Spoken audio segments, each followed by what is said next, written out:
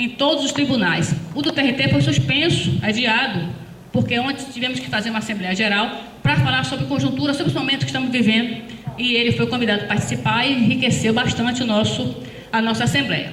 E aí, o tema é os projetos que estão tramitando no Congresso Nacional de interesse direto dos trabalhadores e trabalhadoras. O do TRT será feito em uma outra oportunidade, porque foi preciso aproveitar o dia de ontem. Então, nós sabemos que nossa luta, nós somos Poder Judiciário e somos servidores públicos federais, tudo que acontece conosco, com lista de salário, de legislação, tudo passa por aquele antro, lá no Congresso, que se chama Congresso Nacional. Então, a gente trouxe o assessor parlamentar mais de 30 anos para mostrar para a gente o que está acontecendo lá nesse momento, que tem relação direta conosco.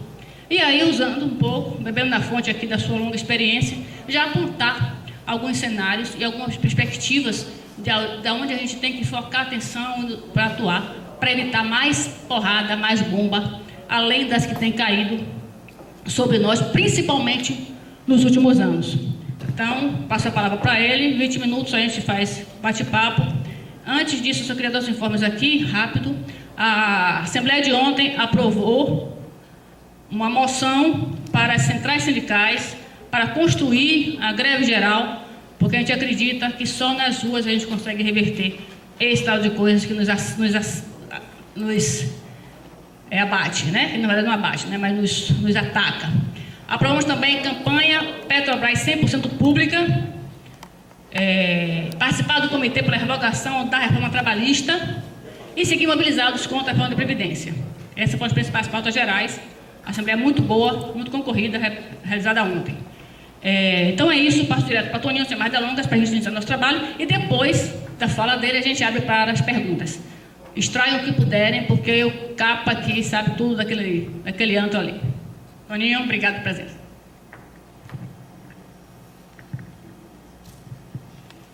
Boa tarde a todos. Eu queria inicialmente agradecer à direção do sindicato pelo convite, dizer a satisfação de participar com os servidores do Judiciário nesses 3 eventos que tive a oportunidade de estar presente. E minha ideia é, aqui em torno de 20 minutos, fazer uma exposição a respeito dos temas centrais que afetam os trabalhadores, particularmente os trabalhadores do serviço público. É preciso chamar a atenção, em primeiro lugar, que depois de uma série de mudanças na relação do Estado com a sociedade e do Estado com o mercado, que propiciaram um ambiente muito desfavorável aos trabalhadores de um modo geral, aos servidores públicos em particular, houve uma espécie de freio de arrumação na base do governo, temeroso de prosseguir nessa linha de retirada de direito, de desmonte do Estado brasileiro, e isso pudesse eventualmente prejudicar as suas reeleições. Então, nós vamos falar aqui de uma série de projetos, mas que é razoavelmente confortável saber que a possibilidade de que eles avancem nesse período que antecede a eleição e a posse do próximo presidente é muito baixa. Isso é confortável, porque as condições estão dadas para que se retire direito e não se avance em direito em função das mudanças já realizadas. Então, os projetos que a gente vai falar aqui, eles muito provavelmente entrarão na pauta, dependendo de quem venha a ser eleito e do Congresso a ser eleito, na próxima legislatura. Mas o fato é que a ameaça está presente e é preciso ficar absolutamente atento. A gente sabe que a mudança que aconteceu na condução do Poder Executivo nos últimos 2 anos não foi apenas uma troca de nome, foi uma mudança de paradigma da visão do Estado em relação aos interesses da maioria da população. Essa posse do presidente da República após o processo de impeachment propiciou a implementação de uma agenda que estava suspensa no Brasil há 13 anos, que é a chamada agenda neoliberal, ou seja, aquela agenda do chamado consenso de Washington. E o governo, então, que assumiu, aproveitou a quarta tentativa de desmonte do Estado que está sendo feita no Brasil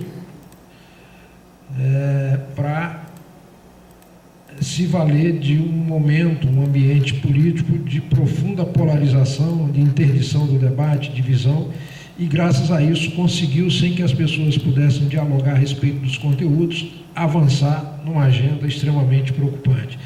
Ontem eu cheguei, numa outra participação, a chamar a atenção para isso, mas acho que como aqui é um novo público, vale a pena chamar a atenção de novo o que está em jogo nesse processo e qual é a tecnologia empregada para fazer com que essa pauta, que é antipovo, tenha avançado sem que o povo reagisse, como era de se esperar, à sua implementação. É que se desenvolveu, no Brasil, se implementou com muita intensidade uma coisa que já vem sendo implementada no resto do mundo, que é a substituição do debate de ideias, de programa, de soluções, né, para os problemas, pelo julgamento moral. Ou seja, em lugar de se debater ideias, programas, etc., se busca despertar reações, sentimentos e comportamentos os mais primitivos do ser humano. E num ambiente desse, a racionalidade, a verdade, o debate do conteúdo, nada disso interessa. O que interessa é interditar o debate, despertar reações e sentimentos de rejeição e até de ódio a todos aqueles, pessoas ou instituições ou movimentos, que defendam ideias e propostas que contrariem os interesses postos, os interesses daqueles que querem implementar essa agenda que eu falei, que é uma agenda de desmonte do Estado e de favorecimento, claramente, do capital. Então, se emprega uma estratégia de comunicação que consiste em associar esses movimentos, partidos, pessoas, instituições de modo geral, que defendem os interesses coletivos, a solidariedade, a justiça, o humanismo, a proteção aos mais necessitados, associa essas instituições, essas pessoas que defendem essas ideias, a práticas que agridem a fé, os valores, os costumes e a moral de milhões de pessoas. Então não se debate mais o conteúdo, mas se faz o julgamento. Bom, se partiu dessa pessoa, logo isso não é coisa boa, porque ela está, por quem a vê, a serviço de ideias que contrariam ou agridem a fé, os valores, a moral, os costumes das pessoas. Então isso interdita o debate e facilita a implementação de uma ideia, porque só numa circunstância dessa é possível alguém apoiar algo que vá prejudicá-lo, né? Então a democracia está correndo um sério risco, porque as pessoas estão indo às urnas legitimar mandatos que vão implementar uma agenda que contraria os interesses de quem votou. Ou seja, você dá poder ao seu algoz, e isso é inaceitável. Então a democracia tem que ser substantiva, e para que seja substantiva é preciso que haja informação, que haja consciência, conhecimento, etc. Então, o que aconteceu no Brasil? Em nome de da defesa da ética e do combate à corrupção, que é necessário e importante, não se pode prescindir em momento algum disso, em nome dessa defesa, se permitiu uma série de mudanças que fragilizam enormemente a paz social no país, na medida em que claramente há uma transferência dos poderes e do orçamento do Estado para o setor privado, em benefício do setor privado. Historicamente, o Estado, no Brasil, os recursos do poder do Estado são utilizados para combater, e deve ser assim, combater desigualdades regionais e de renda e promover a inclusão social, ou seja, garantir a possibilidade de que as pessoas possam conviver pacificamente e com suas necessidades básicas atendidas a partir de políticas públicas. E isto está sendo gravemente interrompido por porque se votou no Congresso Nacional uma emenda à Constituição, a emenda 95, que congelou o gasto público em termos reais em 1996, a partir de 1997, portanto, tendo como referência o orçamento de 1996, 2016, na seguinte perspectiva: todos os gastos correntes ficam congelados, ou seja, pega-se o valor de 2016, que foi um ano com um orçamento baixo, com desemprego elevado, com receitas baixas, com PIB decrescente, né? E se pega esse orçamento como referência, para os próximos 20 anos ele será atualizado apenas pelo IPCA, o menor índice de correção entre os índices disponíveis. Mas, e se argumenta perante a população, e esse é o grande problema, que se as famílias não gastam mais do que recebe, tem de renda, o Estado não pode gastar mais do que arrecada. Esse é o argumento, para justificar a implementação dessa emenda. Mas esquece de um pequeno detalhe: as famílias, quando entram em dificuldade, passam a gastar mais do que recebem de salário. O primeiro gasto que ela corta é o cartão de crédito, é o juro, são as relações financeiras. E o governo fez uma emenda com o objetivo de cortar todos os gastos correntes, menos os financeiros, que são os mais significativos. O Brasil, ano passado, pagou, está lá nos dados do Banco Central e do Tesouro, 400 bilhões de dívida. 400 bilhões de dívida, né? Então, o argumento é esse. E essa PEC, ela é extremamente nociva, porque ela interdita o diálogo, ela proíbe que se gaste. Então, você não pode dialogar a respeito do gasto, nem pode dialogar a respeito de receita, porque receita deixou de ser referência. Se o Brasil tiver 1 trilhão de receita a mais, ele não vai poder gastar. Receita serve apenas e exclusivamente para gerar superávit e pagar dívida.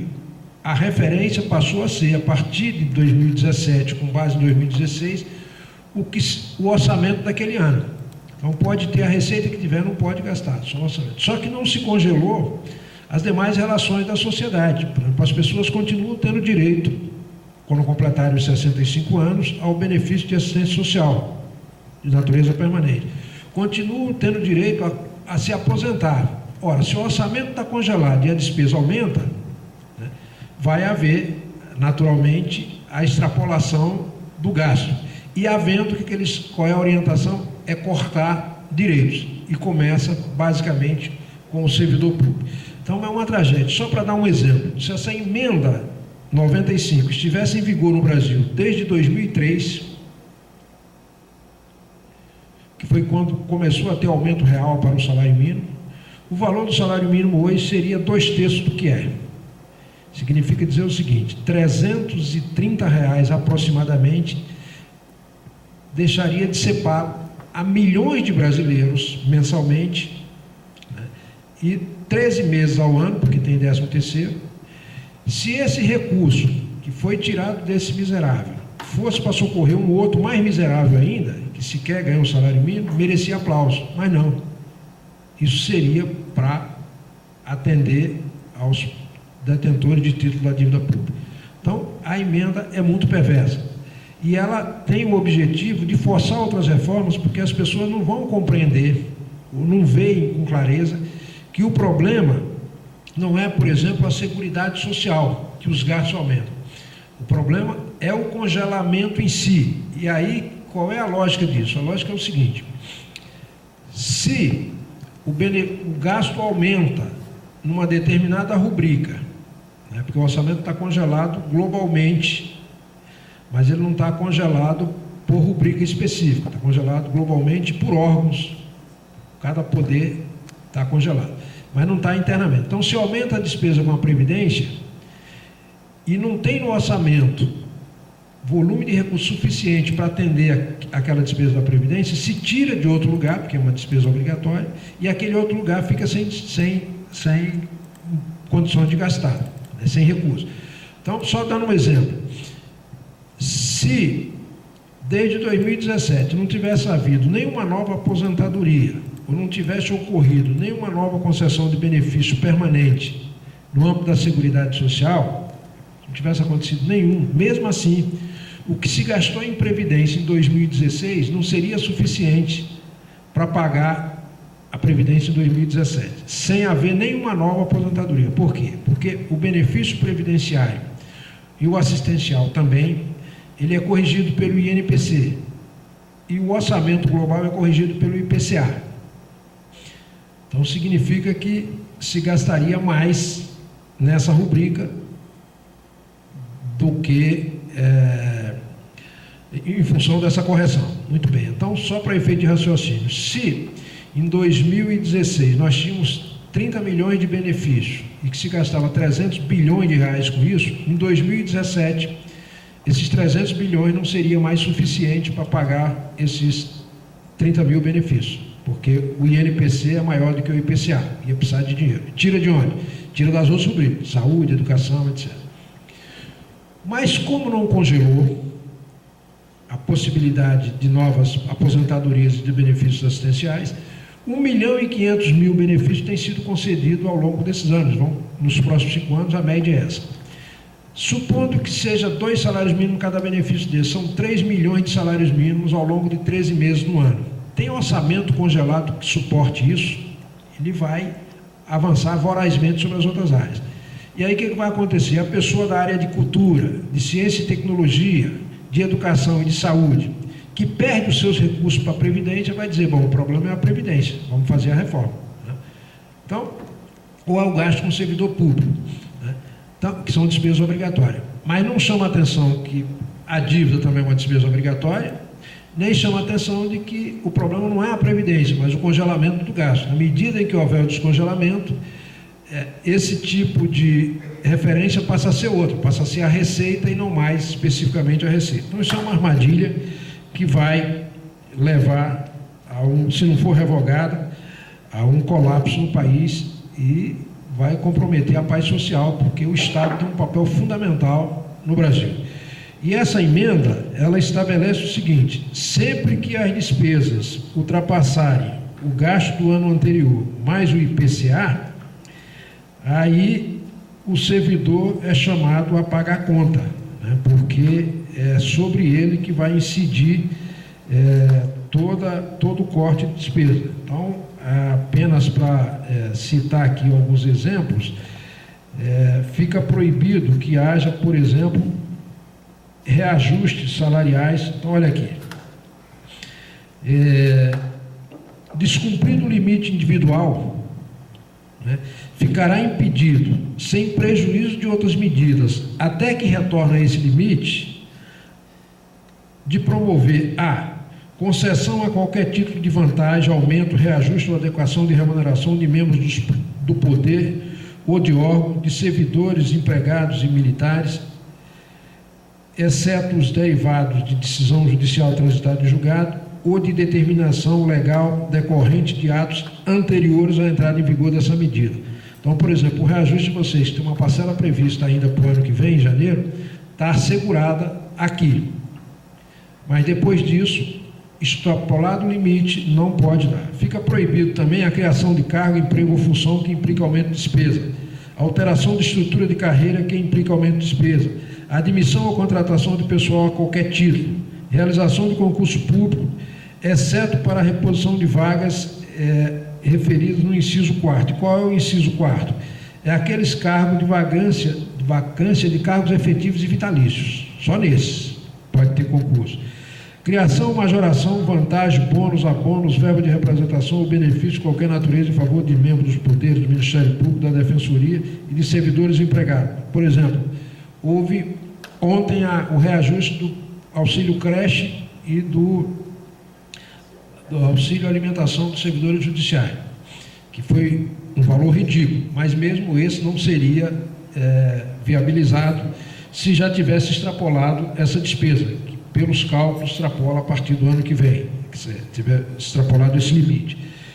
E mesmo aquele valor, isso é uma coisa importante para ter presente, mesmo aquele valor ridículo que foi dado de reajuste, para conseguir, teve que ter uma atuação do sindicato, da federação, no sentido de alterar a LDO, que ela, desde 2016, diz lá, o artigo: fica vedado qualquer tipo de majoração de benefícios como auxílio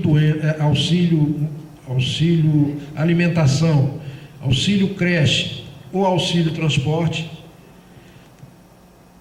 que ultrapasse o valor praticado para o Poder Executivo. Como no caso do Judiciário e do Legislativo é maior do que o do Executivo, ficaria sem qualquer reajuste até que o Executivo chegasse lá.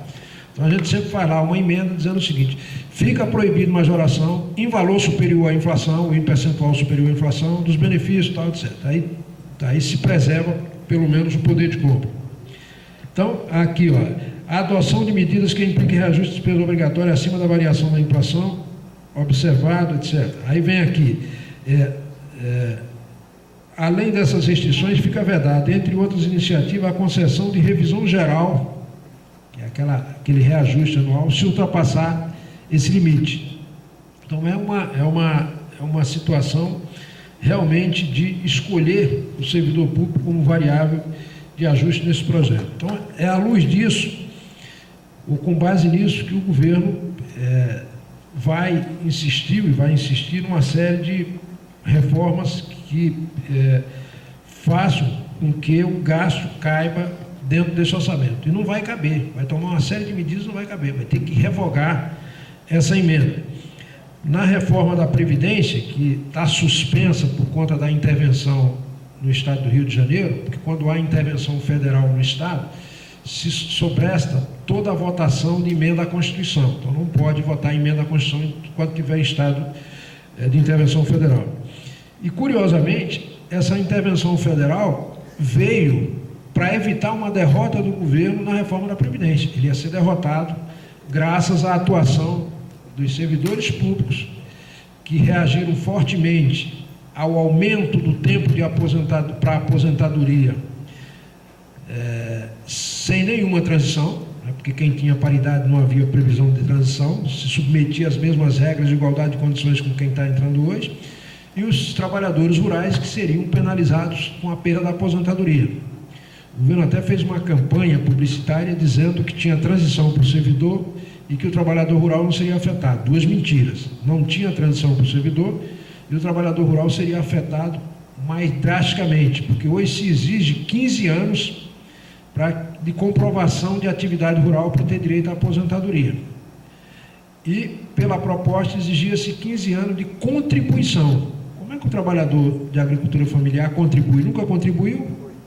Então ele ficaria impedido na prática de se aposentar. Então, graças a essas mentiras e o trabalho que foi feito de esclarecimento a respeito dessa reforma, o governo ia literalmente perder a votação, porque os parlamentares já tinham votado uma série de matérias, como as duas denúncias de corrupção do presidente, que eles votaram para absolver, como essa emenda do congelamento do gasto público, a reforma trabalhista, a retirada do pré-sal da Petrobras, ou seja, retirada da Petrobras como operadora única do pré-sal, a terceirização generalizada e uma série de outras matérias contrárias aos direitos dos trabalhadores. Então, os parlamentares perceberam que, se eles votassem a reforma da Previdência naquela oportunidade, corriam o risco de perder a eleição. E, por isso, decidiu apoiar a intervenção no Rio de Janeiro, que suspendia a tramitação da PEC. Então, veja que a lógica é interditar o debate, impedir a participação do povo. Faz-se uma emenda que diz: não se pode gastar. Se não se pode gastar, para que você vai discutir política pública que traga direito se não pode gastar? Então, está proibido debater isso. Se vem para votar a reforma da Previdência e o governo vai perder, ele impede que se vote, ou seja, interdita o diálogo, a deliberação. Reforma trabalhista houve, tinha uma série de projetos para modificar essa reforma, foram todos arquivados, né, exatamente para interditar e dificultar o debate. Então, é uma lógica de não permitir a deliberação. Especificamente sobre essa questão da Previdência, o governo utilizou um argumento dizendo a seguinte coisa, que estava aumentando a idade mínima, porque no mundo já se pratica a idade de 65 anos, e utilizou o exemplo da Europa, especialmente dos países nórdicos. tem uma série de diferenças que a gente precisa considerar quando vai se adotar uma medida com esse impacto. A primeira coisa é o seguinte: é verdade que lá já se pratica a aposentadoria aos 65 anos de idade, é verdade isso. Mas antes de adotarem essa medida, tomaram providências no sentido da mobilidade urbana, facilitar o transporte para o mais idoso. Segundo, adequar o plano de cargos de salário e de horário com flexibilidade para atender os idosos no ambiente de trabalho. Terceiro, fizeram programas intensivos de inclusão digital para atualizar os mais idosos com as tecnologias. Programa de prevenção e segurança do trabalho, local de trabalho, adequação, e sim uma série de medidas. No Brasil não foi feito nada disso. Segundo lugar, lá a expectativa de vida é superior à nossa em 7 anos. Expectativa de vida é superior em 7 anos. A expectativa de sobrevida após 65 anos com saúde, que isso é o dado mais fundamental, é um estudo que a Organização Mundial de Saúde faz, lá é também de 7 anos, ou seja, a pessoa, ao se aposentar aos 65 anos, usufrui durante 7 anos sua aposentadoria como saúde, em média, né?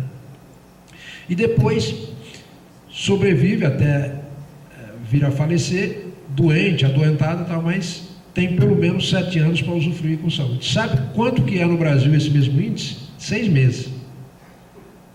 A sobrevida após 65 anos de idade com saúde no Brasil é de 6 meses. É o mesmo dado que afere da Europa. Lá são 7 anos, aqui 6 meses. Então, são dados que não dá para você importar um modelo sem considerar a realidade local. No Brasil tem gente que, em determinadas regiões, que não sobrevive aos 60, não chega aos 65 anos, morre antes disso, além de todos esses aspectos. Então, essa reforma que está suspensa, é bom dizer, mas que o ano que vem, depois da eleição, certamente esse debate virá. Por isso que é importante também a gente ter presente e conhecer, e nesse particular, as entidades sindicais utilizaram um dado muito interessante, que foi o seguinte: lá no Diabo nós fizemos um placar de tendência de voto dos parlamentares. Nós não sabíamos qual era a votação dele na Previdência, mas dava para intuir qual seria, se ele marcharia com o governo ou não, a partir do seguinte: como é que votou nas duas denúncias? Contra ou a favor do governo? Como é que votou na trabalhista? Contra ou a favor do governo? Como é que votou no congelamento do gasto público? Contra ou a favor do governo? Como é que votou na Petrobras? Com base nesse conjunto de votação, dava para saber com clareza quem votaria a favor da Previdência e quem votaria contra. Soltamos isso e pedimos para os sindicatos divulgarem fortemente isso. Alguns, em alguns estados, fizeram mais do que isso. Contrataram um carro de som e foram na database do parlamentar para dizer: olha, ele votou contra isso, contra aquilo, a favor disso, daquilo outro, que prejudica as pessoas, e agora vai votar a favor da Previdência, para prejudicar, retirar direitos, etc.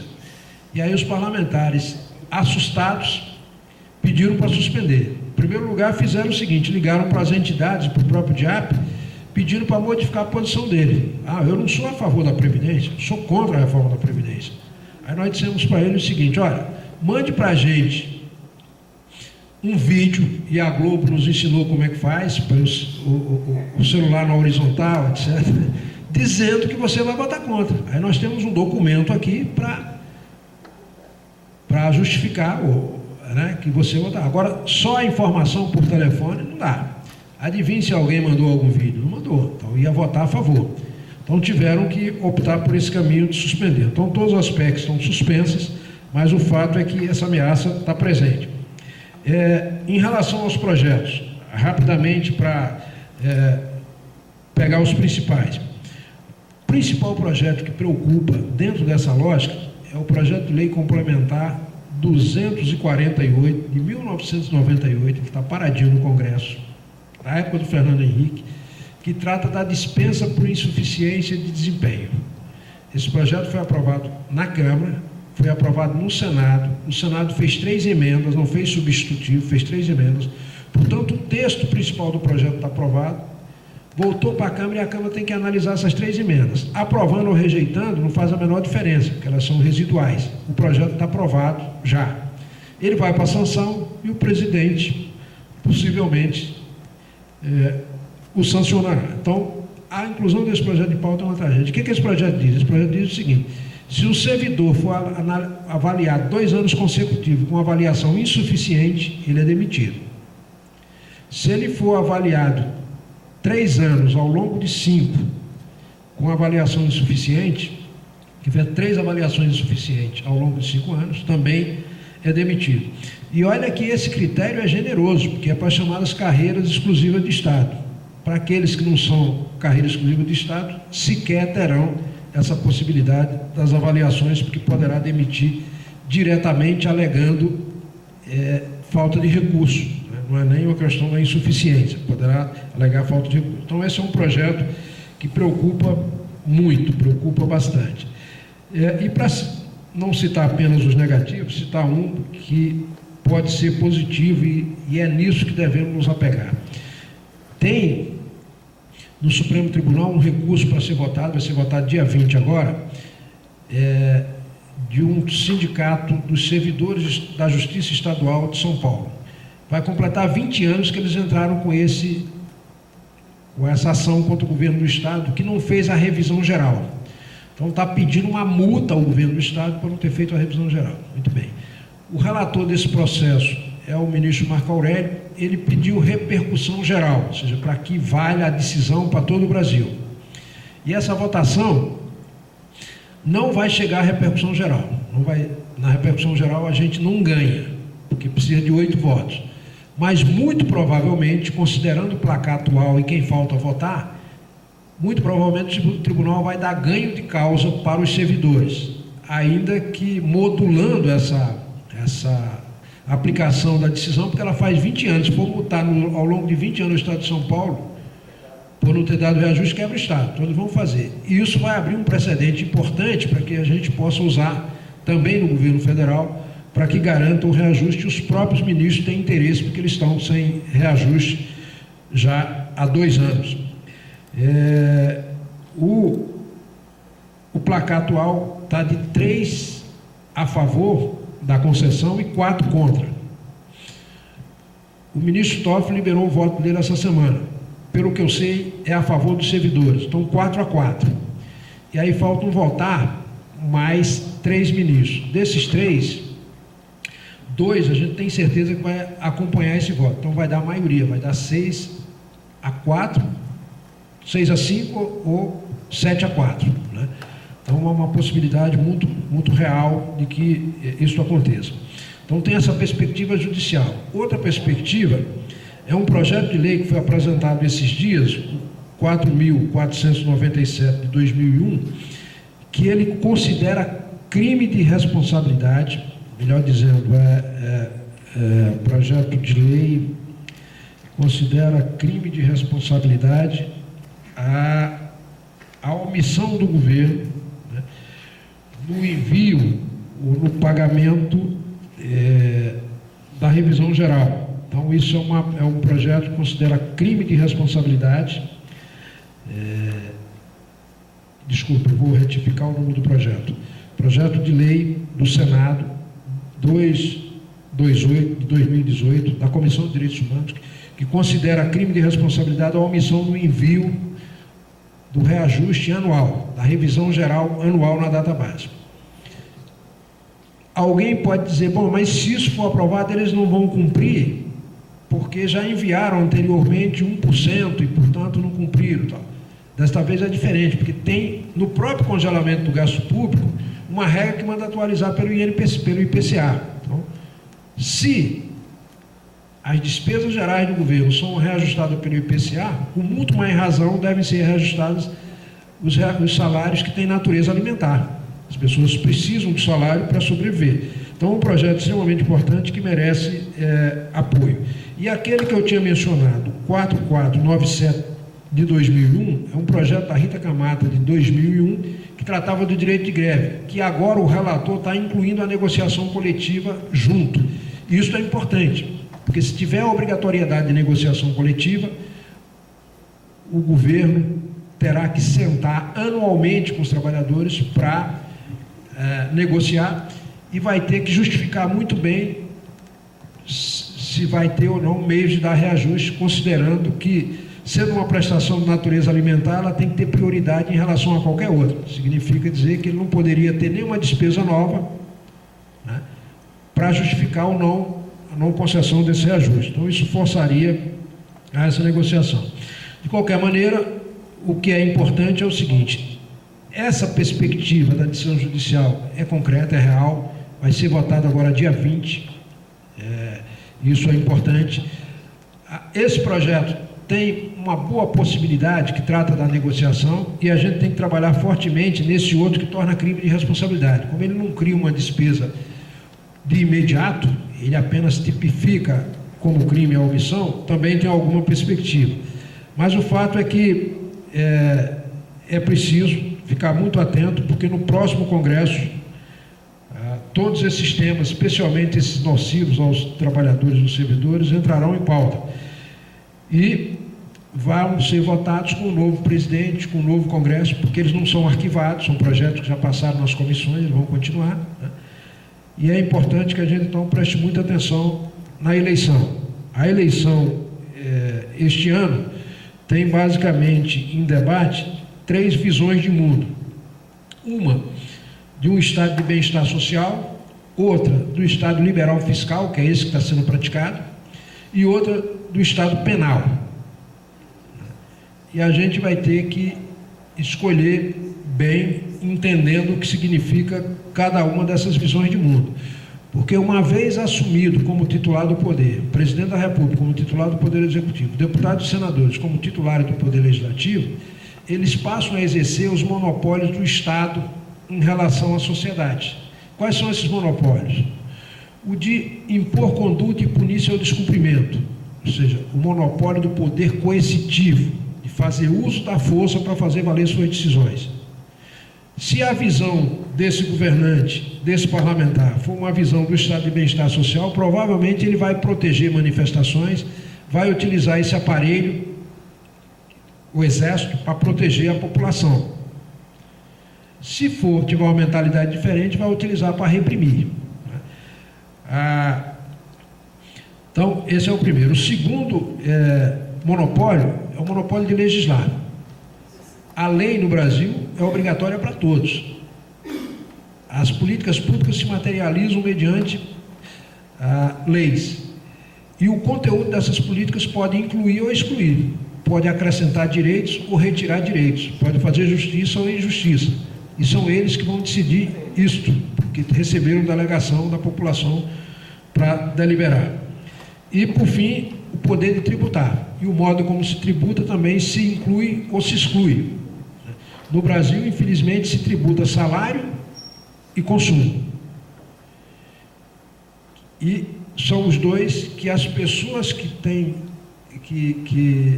gastam seus recursos com isso, são aquelas cuja renda tem natureza alimentar, ou seja, não é para poupança, é para consumir mesmo, é para sobreviver, né? E deixa de tributar adequadamente a renda, os dividendos. Aliás, no Brasil, o lucro não é tributado.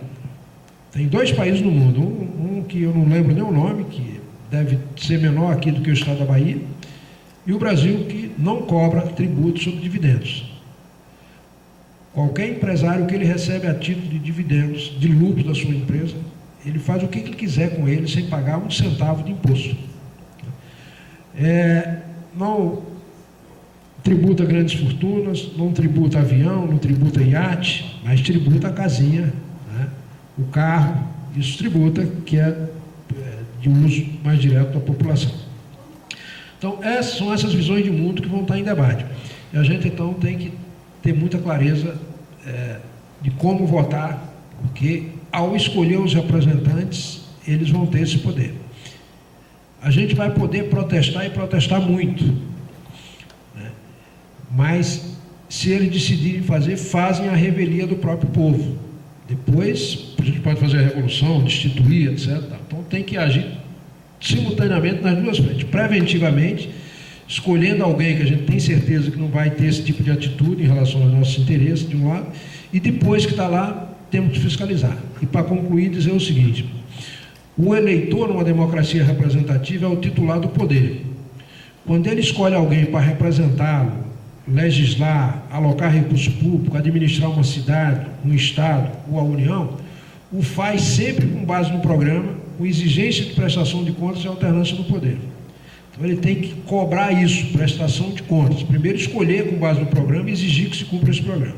Então é isso que eu queria trazer aqui como reflexão, pedindo desculpa se me excedi no tempo e também dediquei mais esse tempo a falar da emenda 95 e da reforma da Previdência, e menos de outros temas que afetam os servidores e os trabalhadores do modo geral, mas, em função do tempo, resolvi priorizar esses aspectos porque considerei os mais relevantes. Então, com isso, eu agradeço a paciência de vocês e me coloco à disposição para eventuais perguntas. Muito obrigado.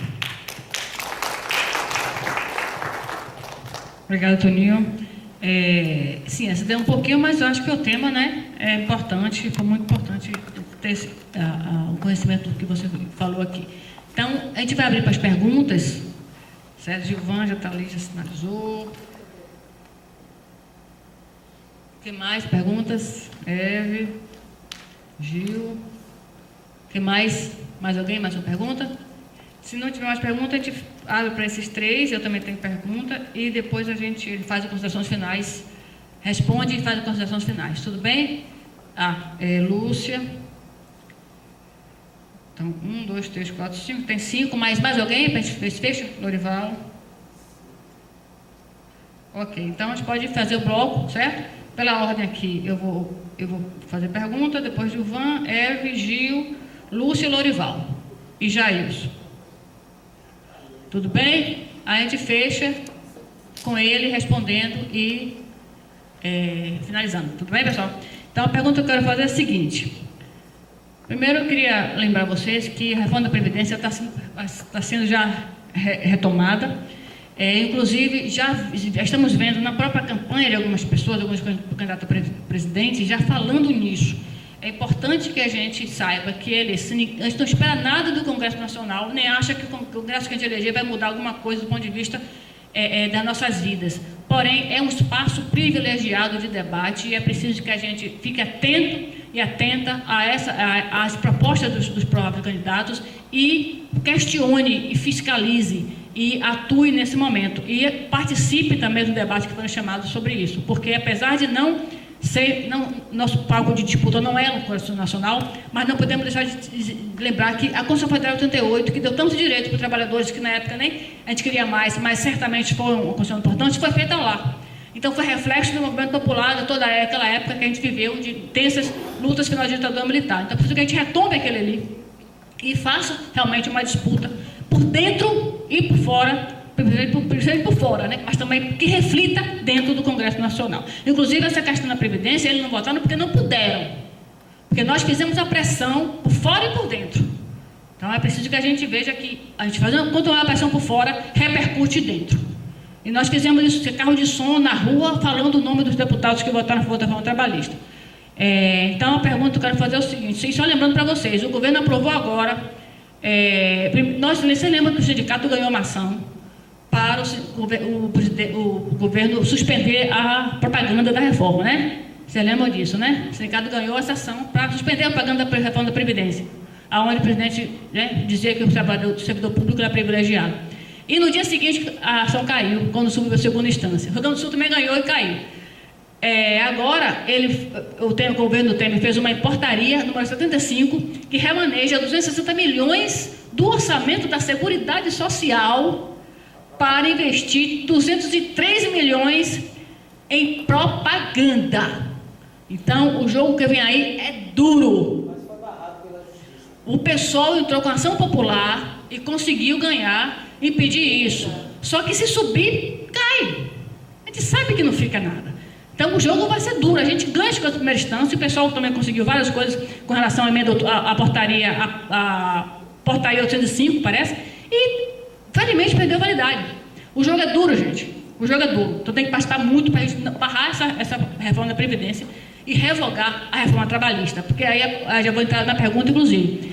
Nós ouvimos já comentários, e a gente sabe que onde há fumaça há fogo, principalmente se for contra o trabalhador, que estão estudando ajustar a Lei 8.112 à reforma trabalhista. A gente ouviu isso é grave. Isso é muito grave.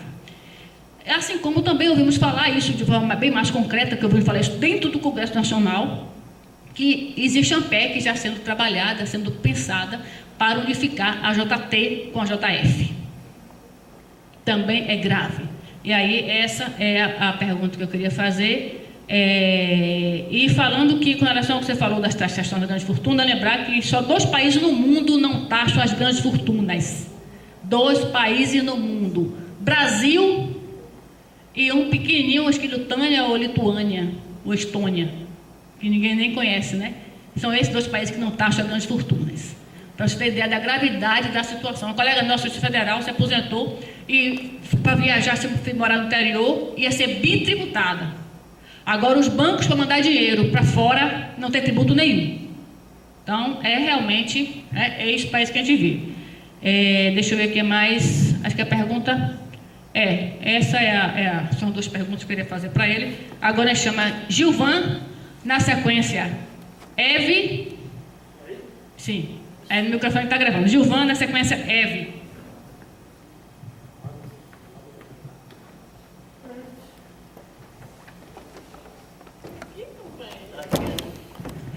Olá, boa tarde. Primeiro, eu quero agradecer ao Toninho, ao sindicato, por esse momento. Acho importante. Pena que tem pouca gente, mas mostra o interesse nosso em estarmos aqui, nós que estamos aqui. Toninho, tem antes de fazer a pergunta, propriamente, eu queria fazer um comentário sobre a fala sua, que fique à vontade para retrucar ou não. Você disse no início, em outras palavras, que em nome da ética e da moral impôs-se uma agenda devastadora para os trabalhadores.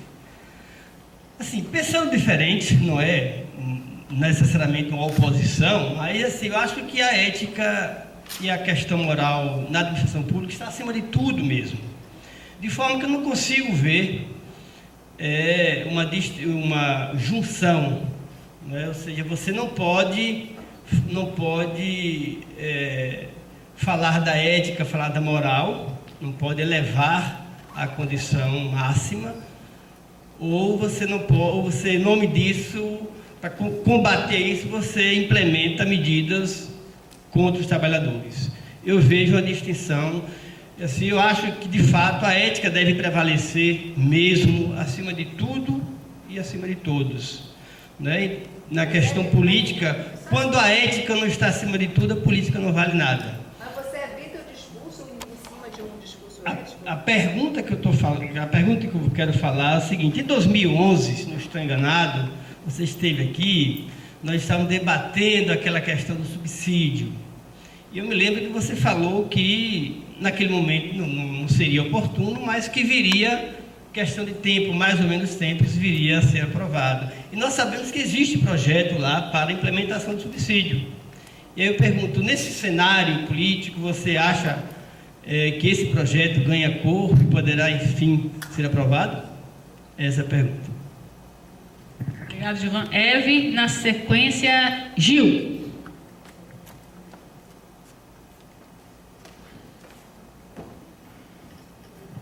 Esse projeto que vai ser julgado agora, dia 20, é um projeto de reajuste com base no índice de quando, que eu não entendi.